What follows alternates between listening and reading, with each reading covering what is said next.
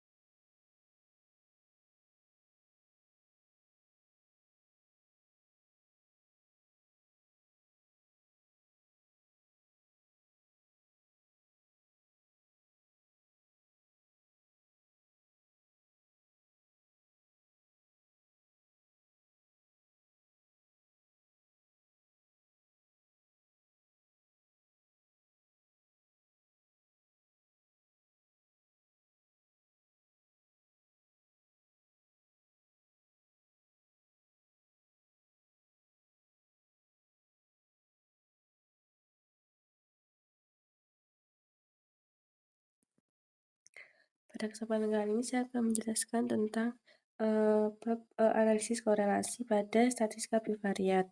Pertama, kita akan membahas koefisien korelasi. Koefisien korelasi adalah nilai yang menunjukkan kekuatan hubungan antara dua variabel. Korelasi akan semakin kuat jika R mendekati +1 atau -1. Sedangkan korelasi akan semakin lemah jika nilai R mendekati 0. Selanjutnya adalah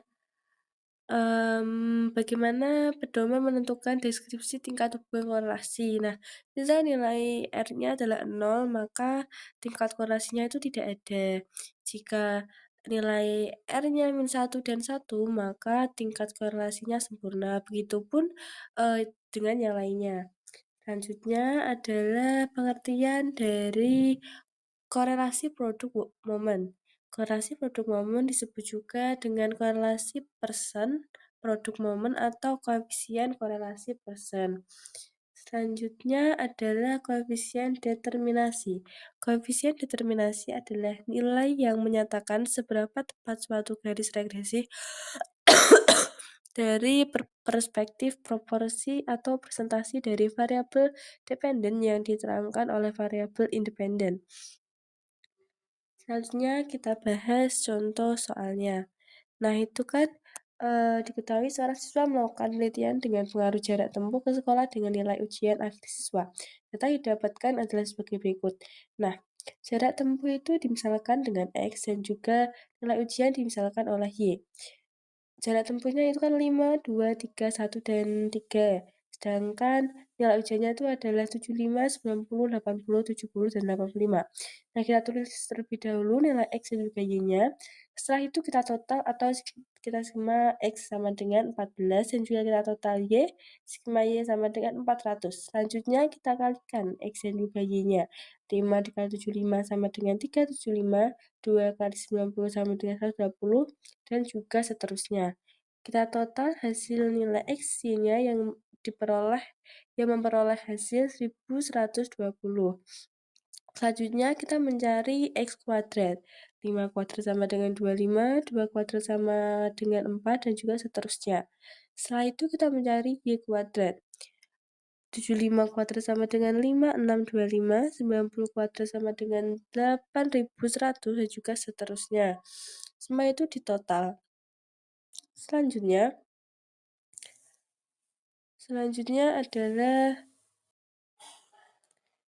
kita mencari X-nya yaitu sigma X per N. Nah, N-nya itu ada 5. Jadi 14/5. Tadi kan kita sudah memiliki hasil sigma X-nya adalah 14 dan juga nilainya ini akan ada 5. Nah, habis itu kita bagi, kita memperoleh hasil 2,8. Selanjutnya kita itu nilainya, yaitu sigma Y per N, sigma Y-nya 400 dan juga N-nya 5 sama dengan 80. Selanjutnya kita mencari nilai SSXY yaitu sigma XY dikurangi N dikali X dikali Y sama dengan 1120 dikurangi 5 dikali 2,8 dikali 80. Kita memperoleh hasil 0. Selanjutnya kita mencari nilai SSXX.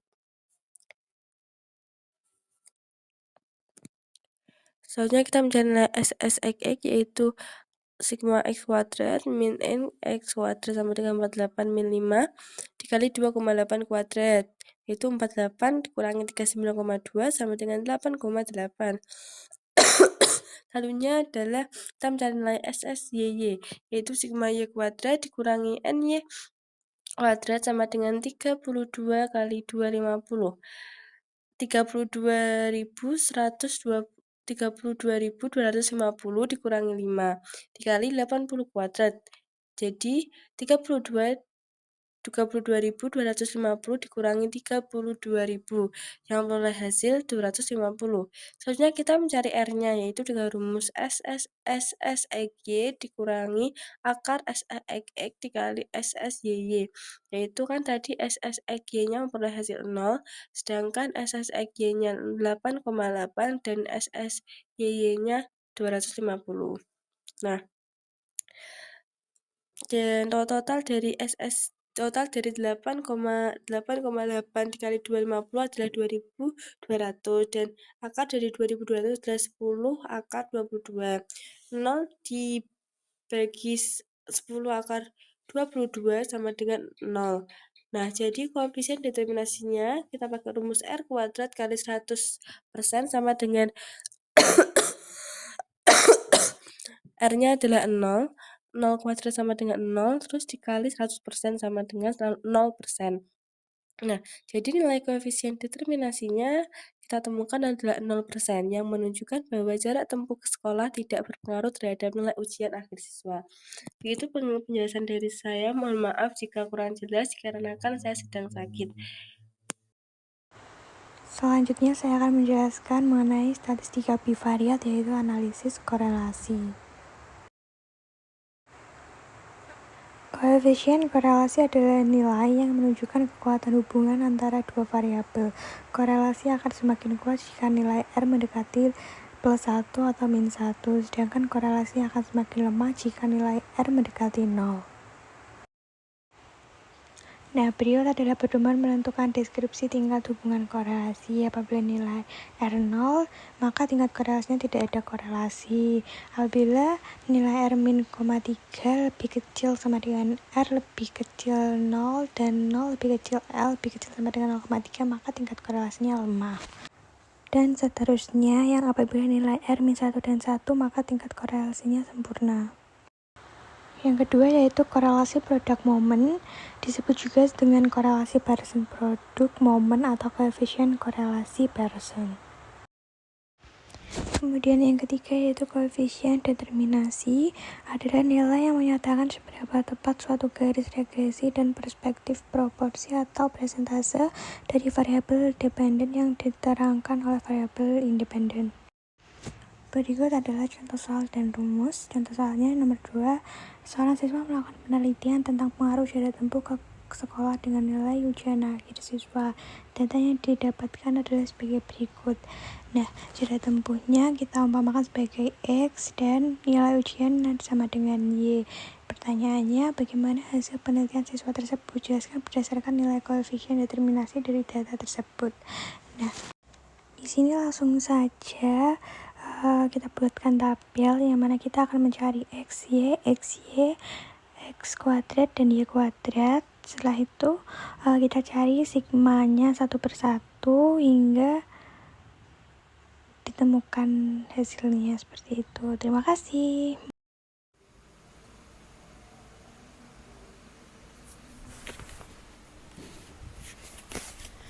Oke, jadi di sini saya akan menjelaskan materi selanjutnya yaitu tentang interpolasi dan juga tentang ekstrapolasi. Nah, interpolasi dan ekstrapolasi itu memiliki hubungan atau keterkaitan dengan garis regresi atau regresi linear. Pengertiannya sendiri dari interpolasi yaitu adalah penggunaan garis regresi untuk memprediksi nilai atau angka yang berada di dalam jangkauan data. Nah, teman-teman mohon maaf, di sini harusnya D ya, bukan S ya, teman-teman. Ini tadi ada typo sedikit. Nah, sedangkan ekstrapolasi itu adalah penggunaan garis regresi untuk memprediksi nilai yang berada di luar jangkauan data. Jadi, kalau interpolasi itu berada di dalam, kalau ekstrapolasi itu berada di luar. Nah, kita langsung ke rumus dan contoh soalnya. Di sini terdapat tabel yang menunjukkan harga eceran gula di suatu daerah. Semakin lama bulannya itu semakin meningkat harganya. Kan yang awalnya di bulan Januari 11.500, di bulan Mei menjadi 13.500. Nah, pertanyaannya yang pertama yaitu tentukan persamaan garis regresi dari data tersebut, atau jadi kita disuruh mencari Y topinya. Nah, yang nomor 3 yaitu hitunglah prediksi rata-rata harga eceran gula per kilogram pada bulan Juni. Nah, teman-teman,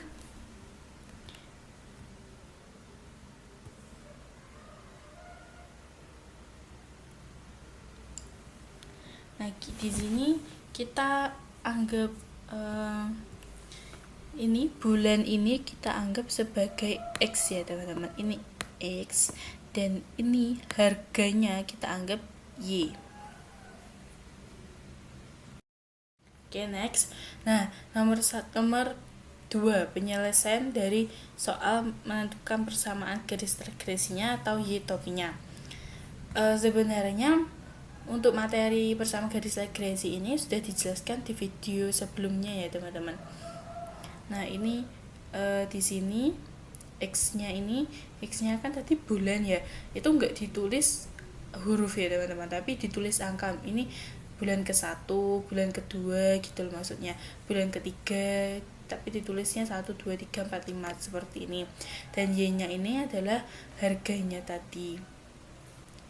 Habis itu XY dikalikan, terus X-nya dikuadratkan, dan jangan lupa dicari jumlah totalnya atau sigmanya dari masing-masing ini.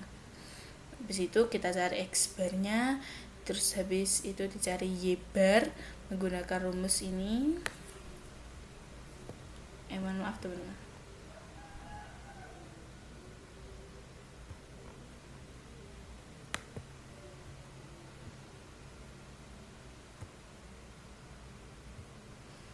Ini rumus dari mencari X bar, dan ini rumus mencari Y bar. N ini adalah jumlah ya, teman-teman. N sama dengan jumlah.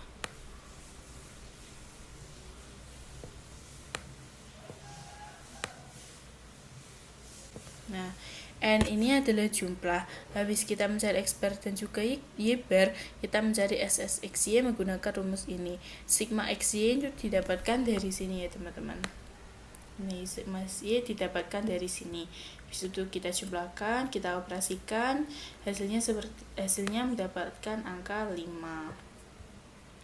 Nah, habis itu kita cari SSXX. Kalau SSXX rumusnya sigma X kuadrat, ini kita memakai ini min N adalah jumlah X bar, berarti ininya 3 dikuadratkan dan mendapatkan hasil 10.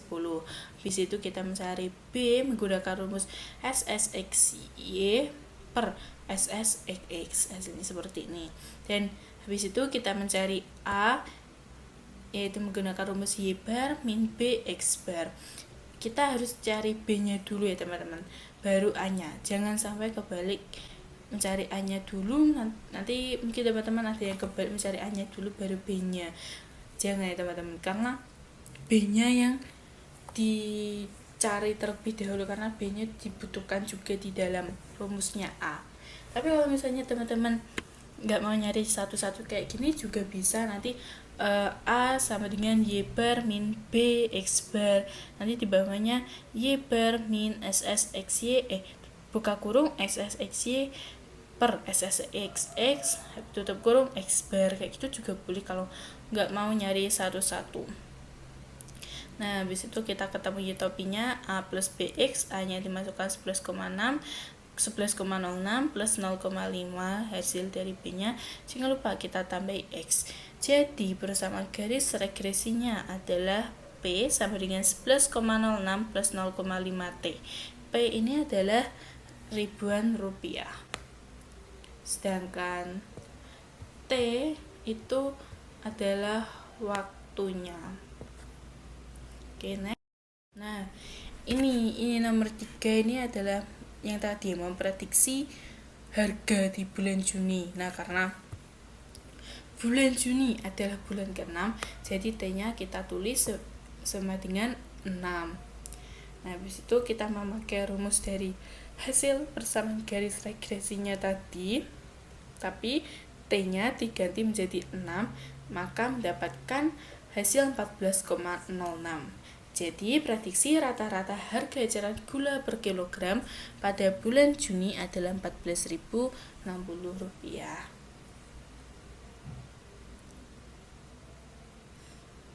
Rp14.060.